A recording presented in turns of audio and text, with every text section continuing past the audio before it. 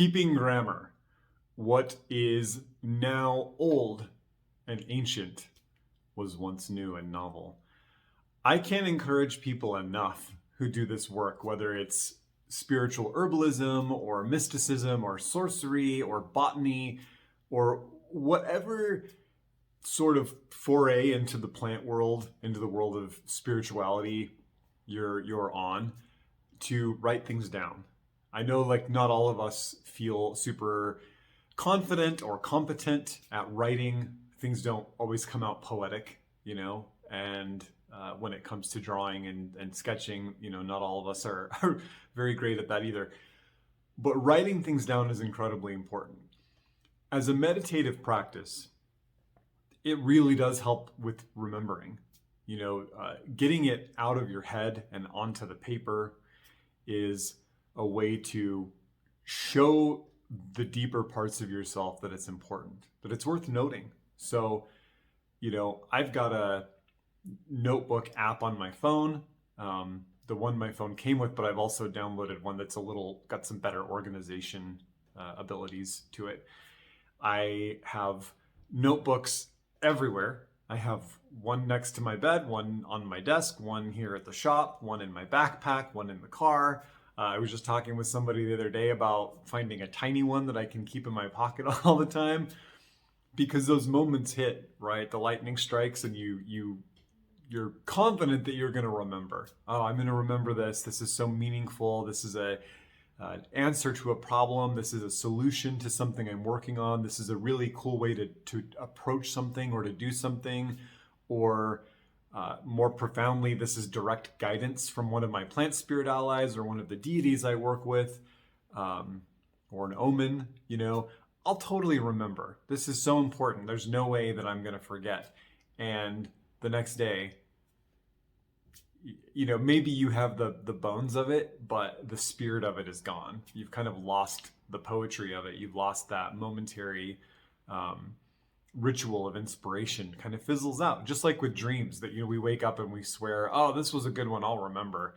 And you get started with your morning and you're like, I know I had a great dream, but I don't remember what it was. And that's a really frustrating feeling. So cut it off at the head and get in the habit of writing things down.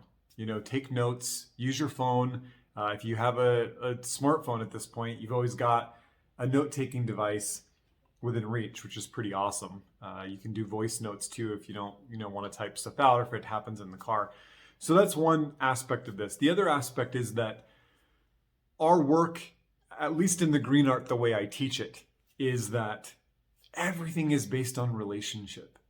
So I can give you perspectives from my relationships with specific deities or specific plant spirits or specific seasons all day long. And I will, right? It's all I want to talk about. But when you embody it and it becomes your art, your craft, then what I teach becomes inspiration, initiation, a little opening of a path. But what you have is yours. That's your process, and it's also what makes animism so powerful. That we allow for tradition to change and evolve from one set of hands to the next. The way I hold it speaks to who and when and where I am. When I give it to you, it will adjust to fit who you are, where you are, when you are. We don't believe in bowing down to brittle ideas stuck in the past, historical moments, prophets, holy books, right? Because they happened in a moment of time that we have moved beyond. And we see what happens when people cling to, these 1,000-year-old doctrines that may have incredible power and beauty in them, but are not being allowed to grow and to evolve and to shift, to create new species of themselves, to speak to the times. So keeping grammar is really important because you need to know what path you're on. And there's no better way to mark your progress and to take note of where you've been and what you're doing and what works and what doesn't work and what feels good and what doesn't feel good than to write it down, to scribe your own sacred text. We all fall into this habit of sort of fetishizing and glamorizing things other people have done. Oh, this great author wrote this, so it must be the best of the best. Or, oh, this charm is 500 years old, so there's nothing on the planet more powerful than this. No. The mystery of this work is that everything that exists is powerful because of the relationship the person wrote it had with the spirit or spirits involved. And we can certainly duplicate to a certain degree, but the real spirit of the work is only there if you're in relationship to whatever person or whatever situation it is that you're invoking. If you're reciting a charm involving the rose spirit and you have no personal relationship to rose, you'll get some sort of like secondary benefit out of that, but no real power. Similarly, if you use somebody's charm and they have a very specific relationship with rose that differs from your own, maybe not a good fit. So when I talk about keeping grammar, it's really a way to inspire people to start writing their own tradition, to start embodying their own craft. We can do it while still leaning firmly on tradition, on the old ways, on the ways of our teachers and our mentors and our guiding spirits and the folklore and all of that. None of that goes away. We lean fully into that because we don't want to reinvent the wheel. We want to practice good energy ecology, right? But how all of that looks in your hands is going to be different than how it looks in my hands. So we're all kind of working with the same truth, capital T, right? But the way that we hold it, the way we embody it, the way that it expresses in relationship to us will have some nuances, right? Some things that are really unique. And that brings me back to this opening meditation of everything that is old and ancient and established now was once new and novel. The oldest materia medica we have, Sheneng Pensao, Atharva Veda, at one point they were new. At one point it was the first time somebody had written those things down or spoken them to a group of students, right?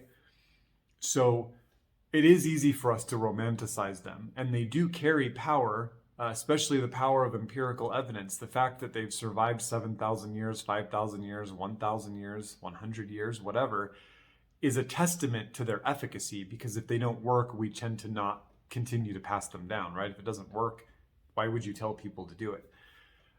So there is power there, and there is a connection to the stream of the art, the genius of the art. But those things are not inherently better than or more powerful than simply because of their age or simply because they came from somebody other than you, somebody that you think is smarter than you or more connected than you. And when we begin, of course, this is the way, and that's okay. But this is a call, an invitation, if you will, to experiment with writing your own, doing your own, and just see how it feels. Maybe you're like, you know what? This one that I plucked from the Carmina is way better than anything I can come up with, and it feels great. That's cool. Do that then. But challenge yourself to try and see what the relationships you have look like when you write a charm, when you write a prayer, when you write a hymn, when you write a ritual, right? All things that are like a little scary as we approach them, because again, we think, everybody can do it better than us. But just play with it. See what happens. Sometimes, in my own personal practice, I have old invocations, evocations that I rely on. Maybe I've tweaked them a little bit, but overall they're the same. And I have things that I come up with in the moment, organically, spontaneously.